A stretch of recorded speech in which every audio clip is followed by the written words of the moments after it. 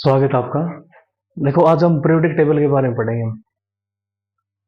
Unit का नाम है classification of elements periodicity in properties. तो मैंने है ना आपको पीरियोडिक टेबल बताया है। पीरियोडिक टेबल में मैंने बता दिया भाई शुरू में कौन सा वैज्ञानिक आया, किसने प्रयास किया। ठीक है ना। शुरू में हमने पढ़ा डॉबेराइनर ट्राइड्स रूल दिया। डॉबेराइनर्स के बाद न्यूलैंड्स ऑक्टेव्स रूल। ठीक है। उसके बाद मेंडलीफ आता है। मेंडलीफ के बाद हेनरी मोजले, वो हमने पढ़ लिया है।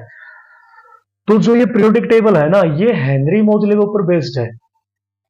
हेनरी मोजले ने क्या किया, एलिमेंट्स को बढ़ते हुए एटॉमिक नंबर के हिसाब से रखा उसने, परमाणु संख्या के हिसाब से। देखो आप देखोगे हाइड्रोजन फर्स्ट फर्स्ट एलिमेंट है, एटॉमिक नंबर है 1। और फिर है हीलियम। हीलियम के बाद देखो lithium, beryllium, boron, carbon, nitrogen, oxygen, fluorine, neon.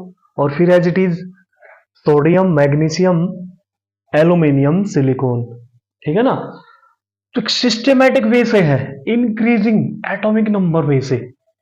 तो इसके बारे में पढ़ेंगे हम। टोटली जो साइंस है ना, वो टोटली साइंस बेस्ड है ऑन द एलिमेंट्स। यदि आपको एलिमेंट्स अच्छे से आते हैं तो मैं कहता हूं साइंस इतना वो नहीं है, इतनी हार्ड नहीं है। तो इसके बारे में जानेंगे आज थोड़ा सा। देखो मैंने पीरियोडिक टेबल के बारे में आपने बताया था मैंने आपको। ठीक है। ये पीरियोडिक टेबल है। देखो भाई कैसे है, मैं थोड़ा सा समझाने का प्रयास करूंगा आपको।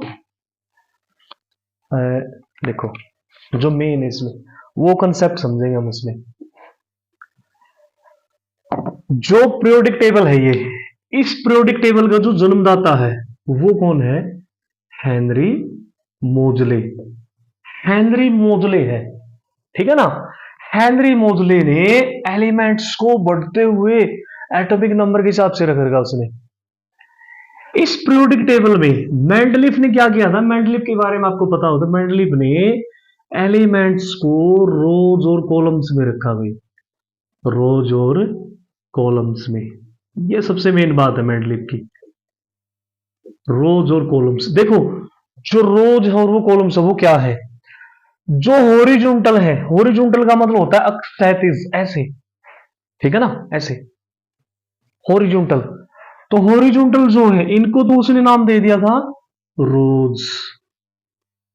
जो हॉरिजॉन्टल रोज उनको क्या नाम दे दिया उसने, पीरियड्स। क्या नाम दिया उसने, पीरियड्स। और जो ये है वर्टिकल कॉलम, वर्टिकल समझते हो ना, प्रीपेंडिकुलर जैसे वर्टिकल, ऐसे ये कितने हैं, जो वर्टिकल कॉलम्स है, वर्टिकल कॉलम्स, उसको उसने नाम दे दिया ग्रुप्स। जो ये पीरियोडिक टेबल है ये बटी हुई है आपकी सातों इसमें पीरियड्स, यानी कि ये हॉरिजॉन्टल, और 1 से लेके 18 तक। ठीक है ना। ये है 13, 14, 15, 16 और 17। ये है 1 से लेके 18 तक ये है ग्रुप्स। तो पीरियड समझ गए ना आप, यानी कि जो हॉरिजॉन्टल लाइन है इसकी उसको हमने पीरियड्स का नाम दे रखा भाई, और जो वर्टिकल कॉलम्स है उसको हमने ग्रुप्स का।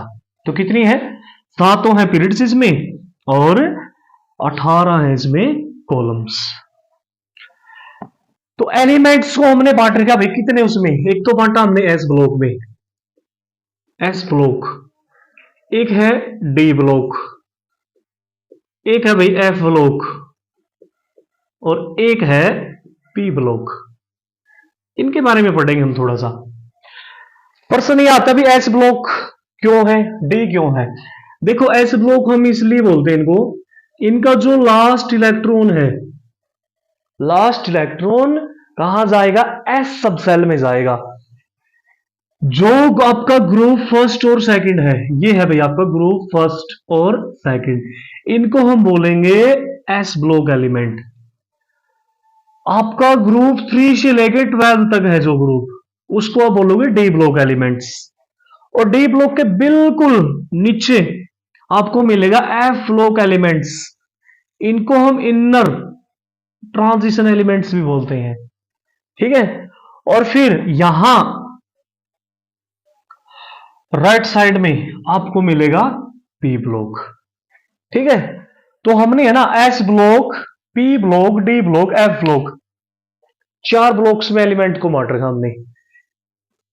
जो एस ब्लॉक है वो है ग्रुप फर्स्ट और ग्रुप सेकंड। ग्रुप फर्स्ट, जो ग्रुप फर्स्ट है उसको हम बोलते हैं एल्कली मेटल। क्या बोलते हैं? Alkali metal. एल्कली मेटल बोलते हैं भाई हम।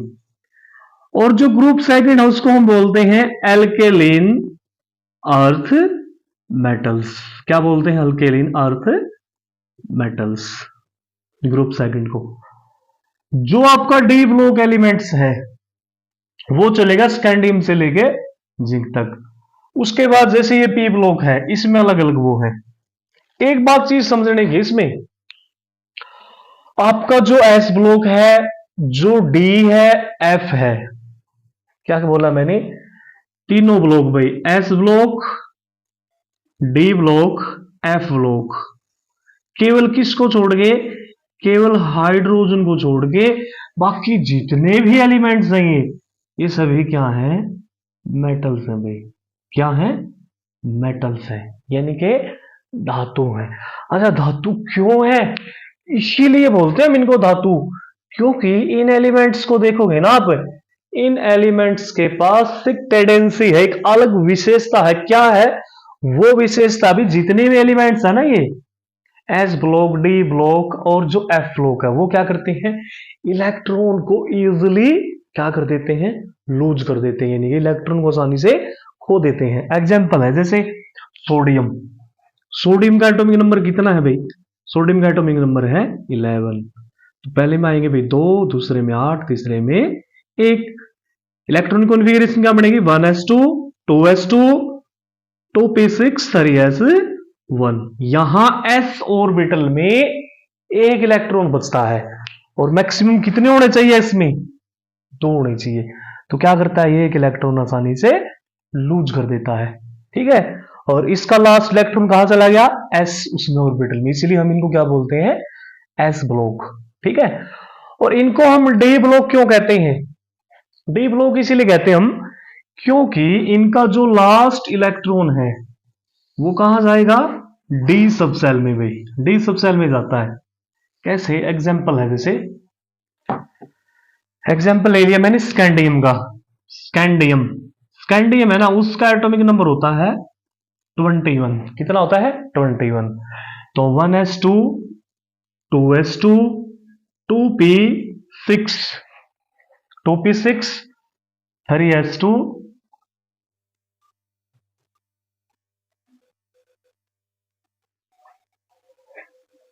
3p6, 4s2, 3d1।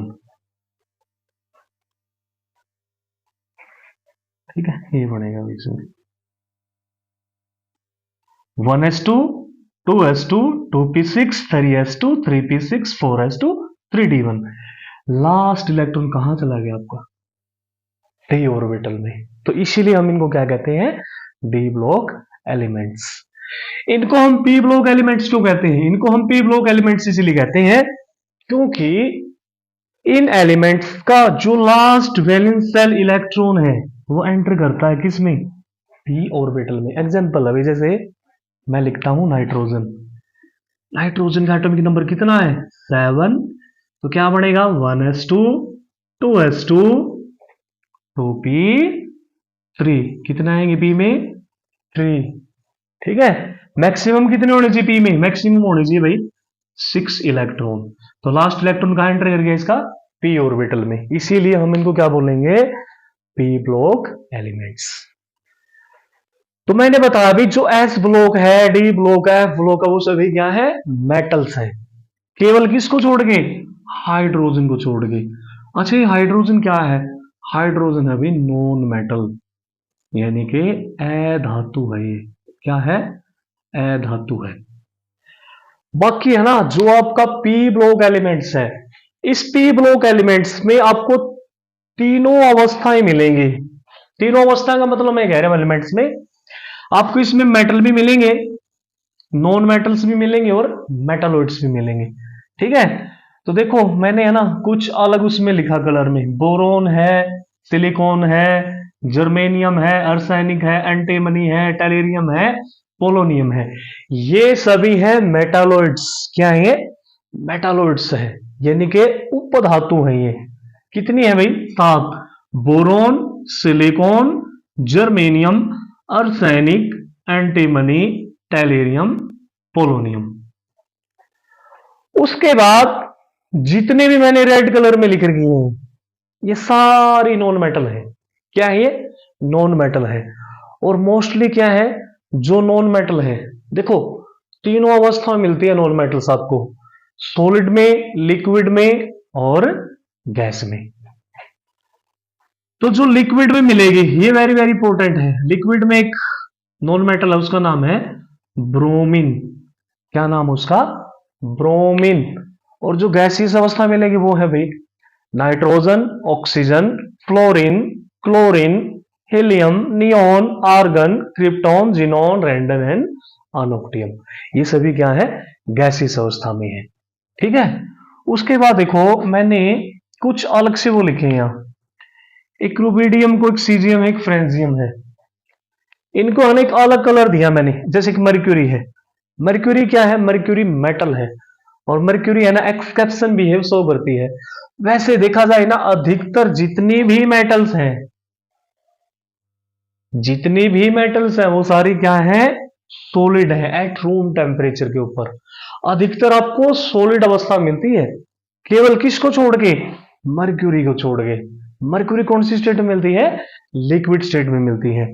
उसके अलावा 3 ऐसी मेटल्स हैं, लिथियम, सोडियम, पोटासियम, जिनको हम क्या कर सकते हैं?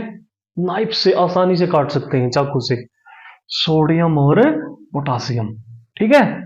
उसके बाद देखो और क्या खास इसमें, और ये रहेगा भाई जो बोरोन वाली फैमिली उसको हम बोरोन फैमिली बोलते हैं। जो सी से शुरू होती है उसको कार्बन फैमिली बोल रखा।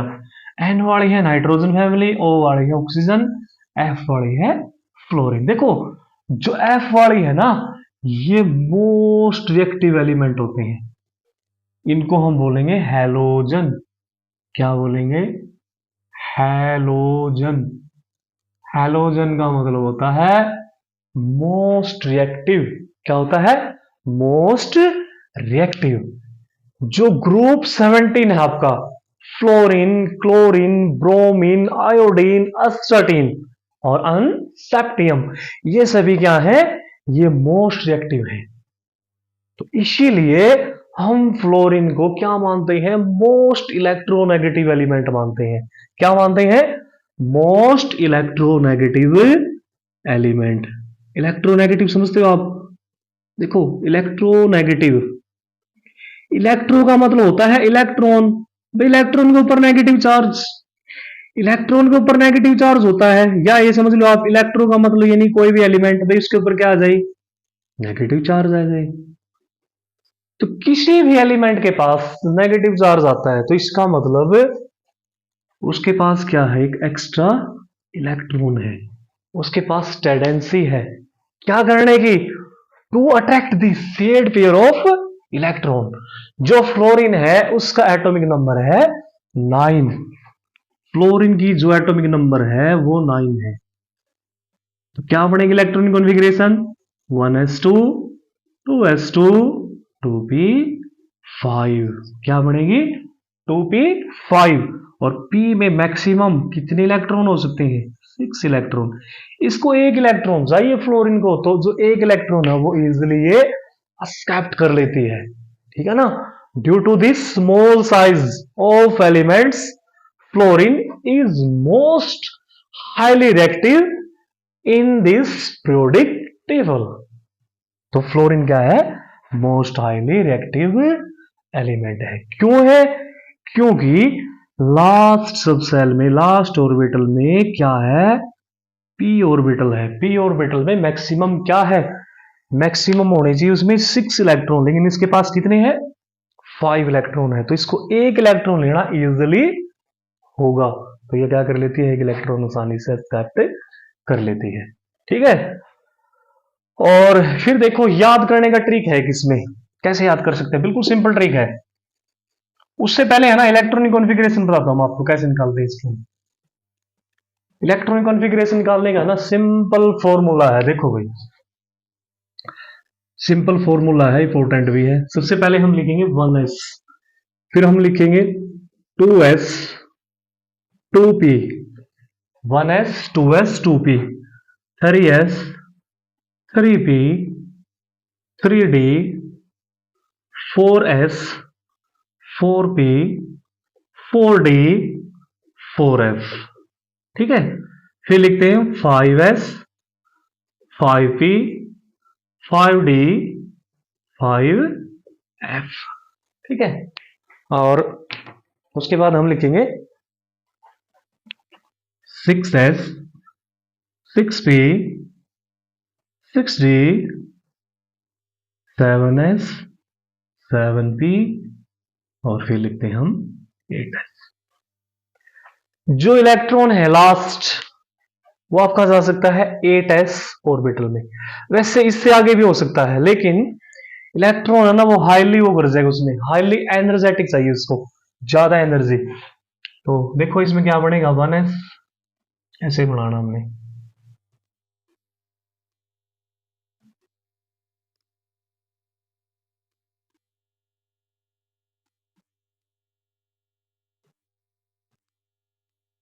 बिल्कुल सिंपल है, इसके ऊपर सारी इलेक्ट्रॉन कॉन्फ़िगरेशन के ऊपर वो चलेगी, एलिमेंट्स बॉन्डिंग।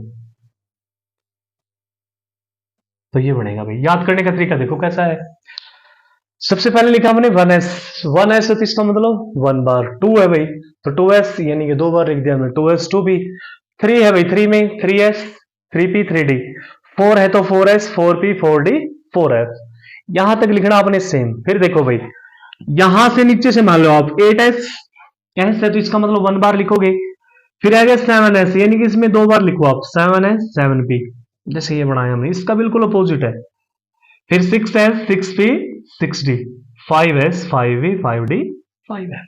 ठीक है, तो इलेक्ट्रॉनिक कॉन्फ़िगरेशन देखो, जो 1s ऑर्बिटल होता है, जो 1s ऑर्बिटल है इसके पास क्या है, लोवेस्ट एनर्जी है। क्या है भाई इसके पास, लोवेस्ट एनर्जी है। इस ऑर्बिटल्स के पास सबसे कम ऊर्जा होती है। यही कारण है कि जो एस ऑर्बिटल है वो हमेशा आपको न्यूक्लियस के पास मिलेगा, बिल्कुल यहां मिलता आपको। जैसे जैसे डिस्टेंस बढ़ेगी, जैसे जैसे डिस्टेंस बढ़ेगी तो जो एनर्जी लेवल है वो भी क्या करेगा, इंक्रीज करेगा। ठीक है ना, तो इसको कैसे लिखेंगे हम, लिखने का बिल्कुल आसान तरीका है। 1s 2s, देखो 1s फिर 2s फिर 2p, इसका मतलब ये है भाई पहले इलेक्ट्रॉन है ना आपका जाएगा एस ऑर्बिटल में। कौन से एस में, 1s में। और एस में देखो छोटी सी चीज और बताता हूं मैं, जो एस ऑर्बिटल है ना उसमें मैक्सिमम 2 इलेक्ट्रॉन होंगे, पी ऑर्बिटल उसमें मैक्सिमम 6 इलेक्ट्रॉन होंगे, डी में 10 इलेक्ट्रॉन होंगे, और एफ में 14 इलेक्ट्रॉन होंगे मैक्सिमम भाई। ठीक है, तो 1s2 होगा, अगर इसमें 2 इलेक्ट्रॉन चलेगी उसके बाद इलेक्ट्रॉन जंप करेगा 2s में, 2s कंप्लीट है तो 2p में जाएगा वो, 2p के बाद 3s, 3s के बाद भाई 3p, फिर 4s, फिर देखो 4s के बाद 3d, फिर 4p, फिर है 5s, फिर है 4d, फिर है 5p। ठीक है, 5p के बाद 6s, 6s के बाद देखो भाई 4f 5d 6p। ठीक है ना, बिल्कुल सीरीज वाइज लिखना हमने। 7s, 7s के बाद देखो भाई आप 5f 6d 7p और 8s। ठीक है, 8s, तो ये बनेगा, इसमें लास्ट में आएगा आपका 8s। एग्जाम्पल देखो कोई भी, मान लिया मैं ले लेता हूं फेरस, फेरस ले लिया भाई हमने। फेरस है ना, एटॉमिक नंबर देखो कितना है फेरस का, 26 है भाई। तो इलेक्ट्रॉन डालो भाई 1s2 2s2 2p 6 3s2 3p6 4s2 3d। देखो एक बार काउंट करो, 4 10 12 18 20, तो डी, डी में कितने आएंगे मैक्सिमम, डी में आएंगे 6। ठीक है ना, जो बाकी बचते हैं वो डी में डालेंगे। तो इसकी इलेक्ट्रॉनिक कॉन्फ़िगरेशन क्या बनेगी, 3d6 4s2। ठीक है, ये फॉर्मूला है इलेक्ट्रॉनिक कॉन्फ़िगरेशन फाइंड करने का।